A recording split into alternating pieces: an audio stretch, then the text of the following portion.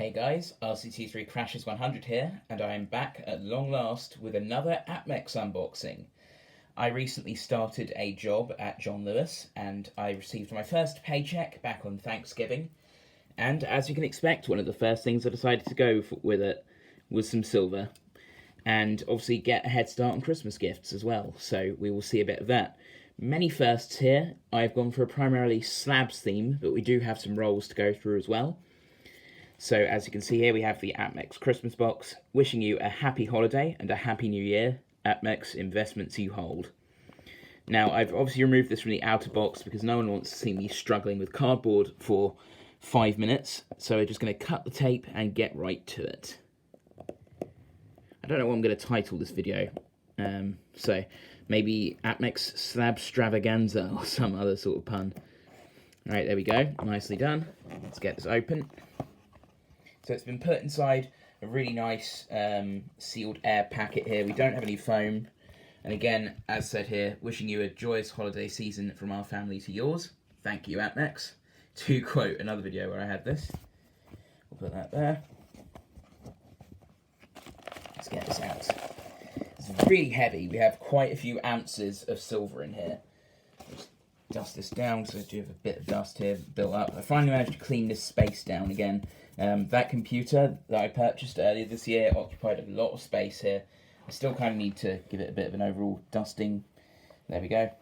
Anyway, I'm not going to ramble too much because otherwise we'll be here too long. Let's cut this open. And try not to damage anything major. There we go. I'm just going to check for the packing slip.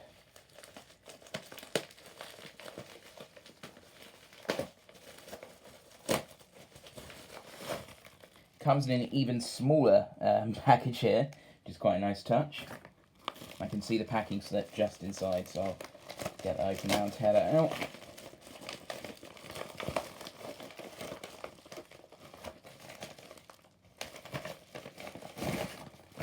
So I went for a lot of random slabs here, as you'll soon find out. I'll put this to one side. And we are going to start with one that I'm quite pleased with. A random MS63 Walking Liberty $half, which they've gone with a 1941 Denver 50 cents, $half as you can see. Yep, that's pretty much what I'd expect for an MS63 coin. Really nice. Of course, we have the depiction of Liberty on the front by Weinman, and we have the iconic eagle reverse, which, to be honest, I'd really like to see come back for like a commemorative. Like, it would have been fun to maybe even use this as the reverse of the new eagle, although I do quite like what they actually went with. I'd still need to own a Type 2 eagle. Haven't purchased any of those yet. Maybe next time. Anyway, so there you go. There's our first slab. We have another one here, and quite fittingly, it is of the walking design. We have an 2002 American Silver Eagle. This is a random, again, MS69. Really nice. I assume that this is not a bullion issue, but it's obviously an uncirculated issue. That's really nice. So, of course, again, we have Weinman's depiction of Walking Liberty on the front, upscaled for the Eagle release. Don't know if that blemish there you can just see is actually on the coin, or if that is just something in the actual packet. I'll have to inspect that in a minute. Put that to one side. We'll do that one next in a little bit. We're just going to run through the slabs. Actually, we'll do that one later. That's a really nice one. So then we have a 1972 Silver Ike. This is an uncirculated issue to go against the proof issue that was in my last APMEX unboxing. Again, we have Eisenhower on the front, and because this is not a bicentennial, we have the Eagle on the Moon reverse. Really nice finish on this, to be honest. I really like the cartwheel effect you can see here, which is always a good hallmark of an uncirculated coin, or one that's almost uncirculated if you have this intact. It's always a good sign that the mint luster is still there. This tends to fade, or it looks distorted in coins that have been cleaned, as a fun fact. I believe this is simply a result of the way the coins are minted. because surface chemicals on the planchet are what form, obviously, the mint luster, and hence this cartwheel effect. Really, really nice. So I'll put that over there, and we'll unite it with, obviously, our eagle.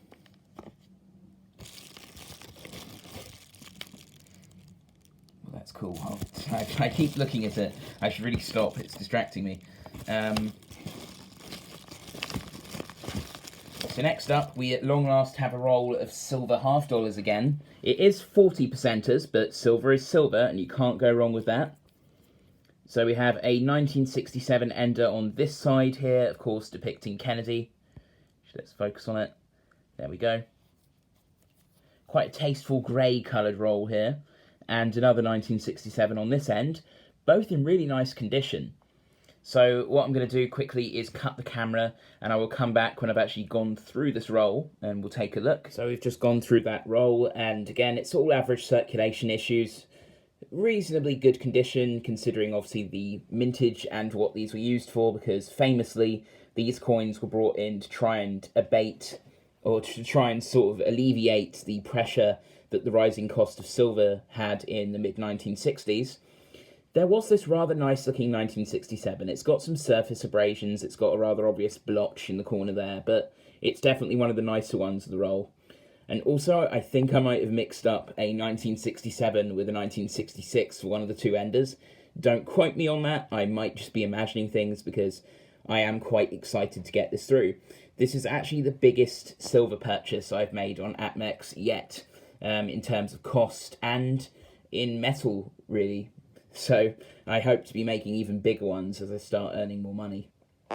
So let's put that over there, and we'll continue with the stuff. We are almost at the end, so yes. Next up, we have another APMEX mixed dime roll, just like the one that I showed off in my last few APMEX unboxings. I've been stacking dimes, or I would intend to stack dimes quite hard, because I quite like the idea of just owning a big bag of these dimes. Let's focus on the end. Both of these are Roosevelt enders, one looking considerably more corroded than the other end. So I'll be interested to open this one up, because I was reading the reviews for this, and some people say they got all Mercuries, some people say they got all Roosevelts, because that's obviously the idea with these rolls. You can either get one, the other, or a mixture of the two. So I'll be interested to open this up off screen and go through these and add them to my collection. And so we now get on to something that I actually purchased this lot specifically for. This year, of course, was the year of Godzilla vs. Kong, and for that release, APMEX partnered with the New Zealand Mint to come up with a set of coins from Niue, which is obviously the associated state of New Zealand in Polynesia, or sort of in that general region, and they came up with coins depicting Godzilla, King Kong, and Mechagodzilla.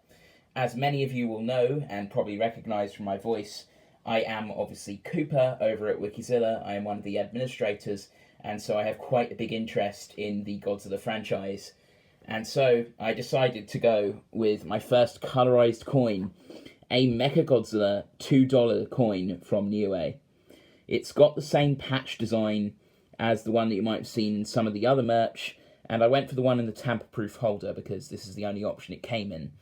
I would quite like to collect the others, and I definitely intend to, but it turns out the colourised ones are currently the most affordable and the easiest to get hold of, because the Godzilla coin is already sold out and the King Kong coin is quite expensive.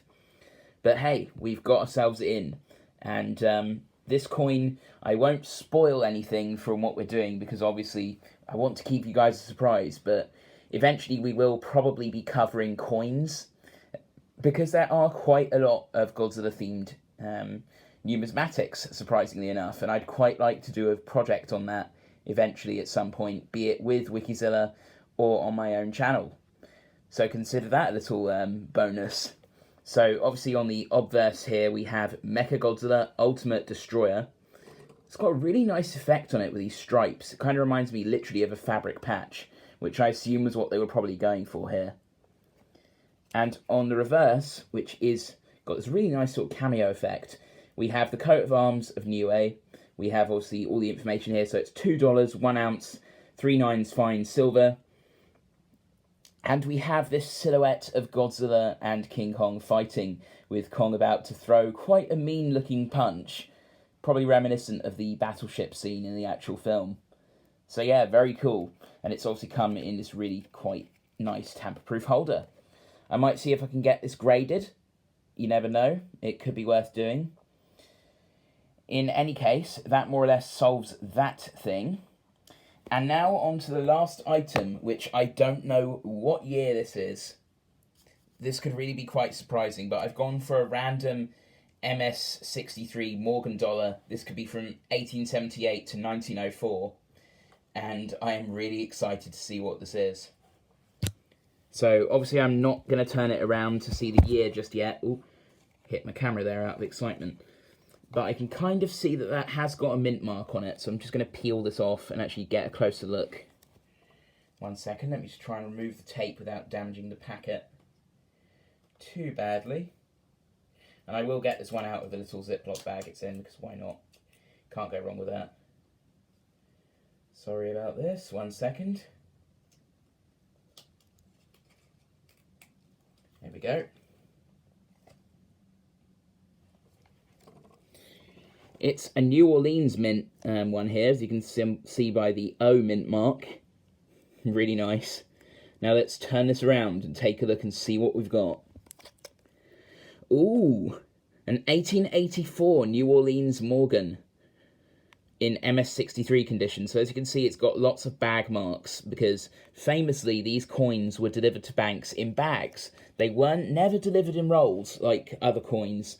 So if you ever see on eBay a roll of Morgan dollars in a bank-wrapped roll, immediately draw severe doubt, because that would never be an actual authentic thing. I'm really excited to get this. This is the oldest NGC coin I own now. It's quite awesome just to hold something that is this old, and obviously it's in quite nice condition. It is uncirculated. I would like to go for something in nicer condition. Maybe go for an MS-64 or even an MS-66 next time. But yeah, that's really nice. It's got the start of some really cool toning around the edge too. Yeah, that's all I can really say about this one. I'm extremely glad to actually own one of these. So with that being said, I think that's more or less where I can end this video. I'm RCT3 Crashes 100, and this has been the biggest APMEX unboxing so far. I really look forward to purchasing more as I can afford more and showing it off to you guys. So with that being said, I hope you enjoyed. I'm RCT3 Crashes 100, over and out. Turns out there was something interesting inside that dime roll as well.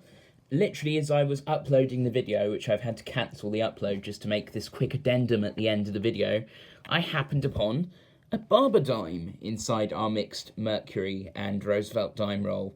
Yeah, an 1892 barber dime. For those of you who aren't in the know, although I'd imagine most of you probably are, this was the series that came before the Mercury dime, and it is the series that came in combination with, of course, our Morgan. So, how about that? That's kind of fitting. Both from the same series of coinage, both from around the same time, although obviously this is quite a few years later, 8 years younger than the Morgan. But yeah, how about that? That's quite a neat touch. Let's move this paper out of the way. We'll put these in center here, and how about that for an ending to this video? Pretty cool, wouldn't you say? Anyway, again, I'm RCT3 Crashes 100, and I'll see you in the next video. I hope you enjoyed it. Over and out.